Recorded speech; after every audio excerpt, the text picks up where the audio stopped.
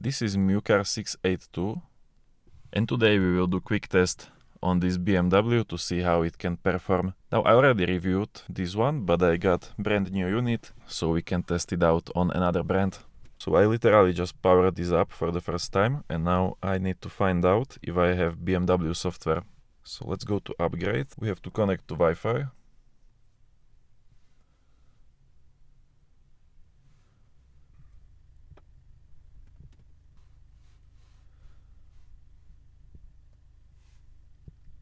Okay, so there is a lot of software I can update, but I will do only BMW, so we don't have to wait 1 hour. BMW Rolls-Royce Mini download. And while it is downloading, we can connect our OBD cable. So this is wired scan tool. Now this is probably the cheapest full system scan tool you can buy depending on store, but it is full system bidirectional wired connection. I actually like this more because I don't have to charge it as often, and you can use it even on low battery. So you just plug it in your OBD port, and if you have low battery, it will be charging from your car.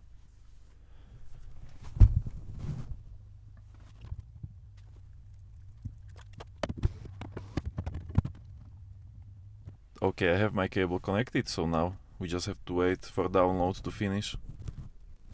Okay, so the update is finally done, installed, and now we can test it out. So let me connect it to OBD port.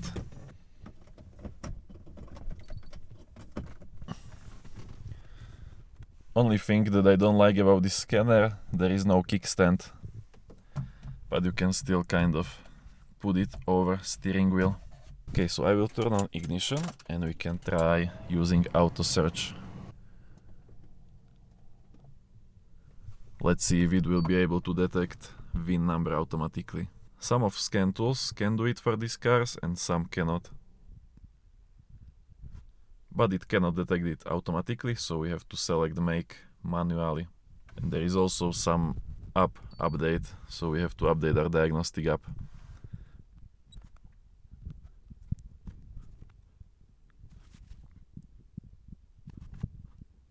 Okay, so one more time, auto search. Failed to read, so we will select manually BMW. Let's try doing automatically search.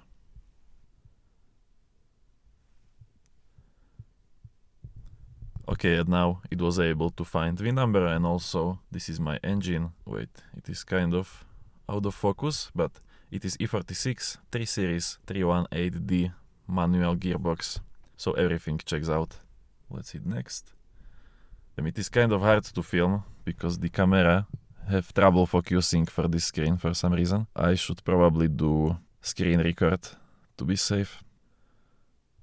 Okay, and we will do health report to see all fault codes.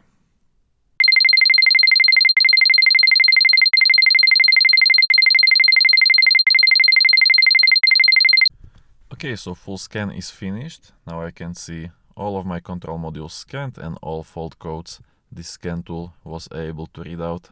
We have a lot of faults. In total we have 15 systems, so this is like 15 control modules, and in total 21 fault codes. Now first I will save these fault codes and then we can try to clear them. So when you are doing these reports, you can also customize basically everything. Check this out, you can select your brand, you can do mileage, engine, year of make, even do custom notes. And then on the second screen, you can customize your shop information so you can give out professional reports. I will not fill this out, but there is possibility to do that. See, all this not available information you could fill out for your own shop. And also this scanner comes with AI, so we can try doing this AI analysis to see what it can tell us about this car based on fault codes.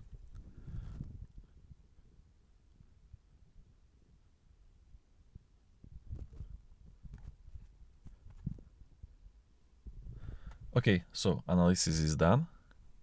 Let's try checking if it is something useful. So we have most critical group of fault codes in engine. What is happening? We have some EGR system problem.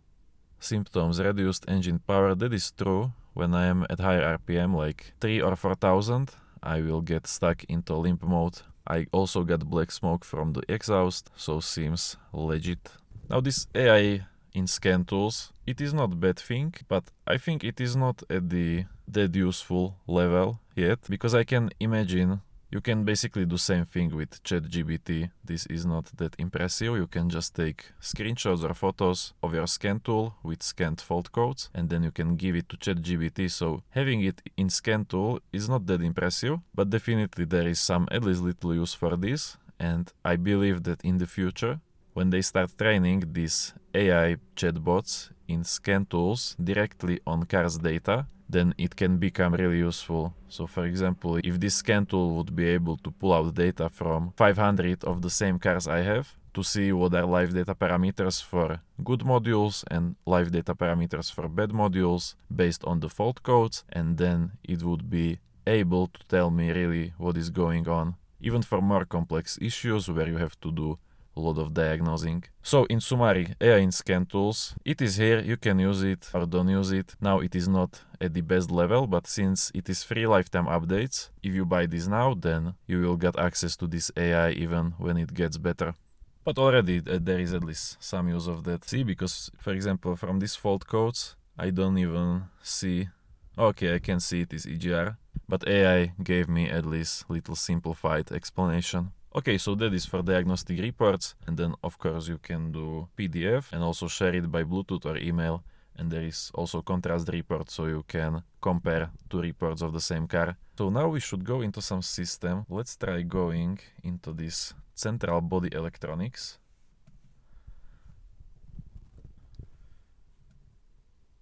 And then for almost every control module you will see menu like this. So you have module information. This is information about your control module. Then you can read fault codes only for this single module. And you can also use these AI explanations for single fault codes. Or if you don't want to use AI, you can do Google search. So it will take you to Google and it will search out this single code. Not much of information about this fault. And let's go back. By the way, you don't have to use touchscreen. You can use touchscreen, but also there are controls. So you have two options of how you can control this scan tool. So then we can clear fault codes just for this single module. And now when I read codes, two of the codes were cleared.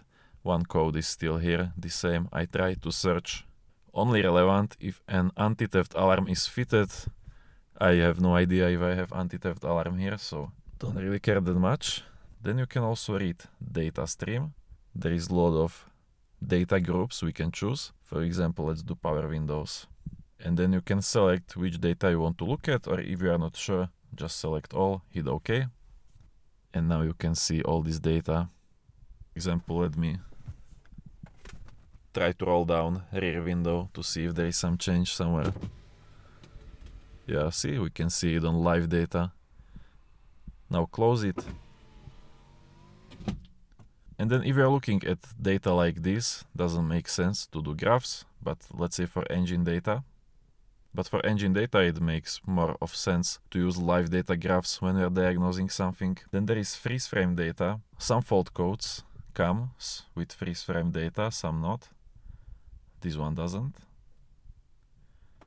And actuation tests, for example, wash and wipe. Now remember, here we are only in that body module, so if you go into another module, there will be different tests. So let's just quickly test something in body module, for example, windscreen washer pump.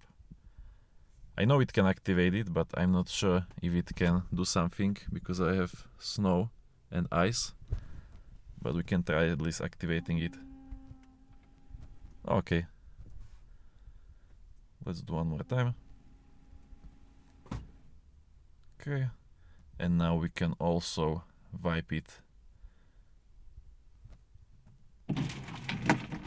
Ugh.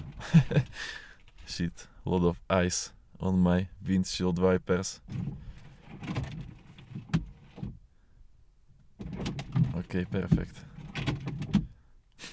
Okay, I will just put it back manually. Okay, so now let's go into a different module. For example, let's go inside engine.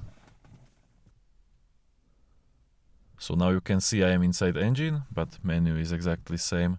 module information, read faults, clear faults, data, freeze frame, actuation tests. But of course we will see different data and actuation tests. So if I open active test now, here on this BMW there is only 2 bidirectional tests in engine. For other brands usually you will see more tests you can do. Here we have only fuel pump. I can activate it. Hopefully you can hear it. Now it's activated. Stop. And then we can also do engine fan, but I think you will be not able to hear that, and it is too cold for me to go outside, so you will have to trust me on this one.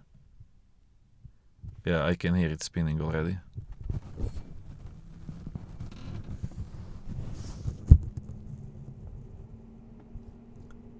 Okay, hopefully you were able to hear it.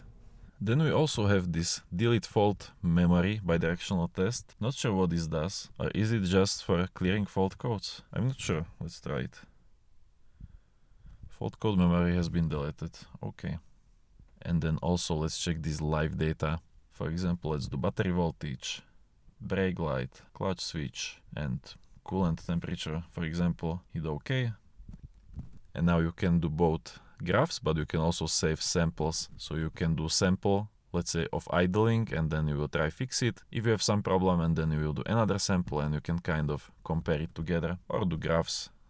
There is 4 different live data graphs you can do at once, or if you hit this combine button, then you will have these 4 values into one graph. Depends what you want to look at. Sometimes it is better to see it like here separately, and sometimes you want to see correlation between 2 data parameters. So in that case, this will make more sense. Here on top you can also change metric and imperial. Now this is Mucar 682, but for Mucar scanners, Kingbolen, Fincar, Dollarfix, even some Ansel scanners, they all seem to share very similar or same software, so it kinds of feel like same thing with all of these brands. Now let's try going back and we will take a look at service resets. I believe this is with 20 service resets.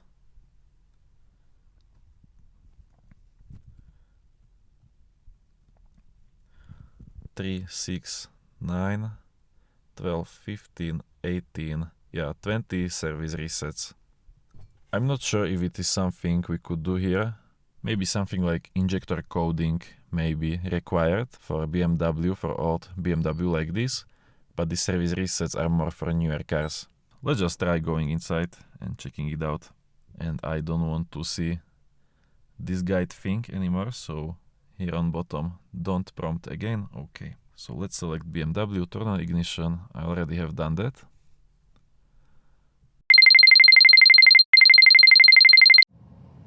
Okay, so here apparently we can do some injector quantity compensation. And this is basically page where you can store your injectors coding. So if you replace injectors, new injectors have these numbers on, and then you will just, after replacement, you will just input these new numbers into ECU. This is injector coding, but let's exit. I don't want to mess with this. We can also check immobilizer, what options we will get. BMW, switch on ignition, okay. Okay, so now I am inside. Now I don't expect here too many options, because these low-end scan tools are not that great for immobilizer or programming keys, but switch on ignition, okay. But it tells me I have some problem with this EWS control module. I'm not sure if I have, but okay, let's try continue. Okay, it will just throw me out. What else could we try? We can try, for example, oil reset. Now, right now I have 11,000 kilometers to change my oil. We can try resetting it, but depends on car, because some cars oil interval is resetted with scan tool, and for some cars you have to do some procedure, like it tells you which combination of buttons to press and then it will reset. But usually scan tool will also tell you this procedure. Okay, so now I'm inside. I got 2 options, service interval reset with tester and without tester, but I have no idea what is this tester. Maybe it is like with scan tool or without scan tool. So let's check without. I'm not sure what exactly they mean by this. Let's just go continue and let's try with tester. Okay, so we have here a bunch of intervals we can reset. Let's just do oil reset. So this is F1. Do you wish to reset the oil service display? Yes. Reset not possible as preconditions are not met. I have no idea what are these preconditions. Wait, let's just check. Okay, so it hasn't done anything yet. Okay, let's do this inspection because I am not even sure what is this interval on the instrument. If it is inspection or time or oil, we can try doing F2 inspection. Reset, yes. Reset not possible as preconditions are not met.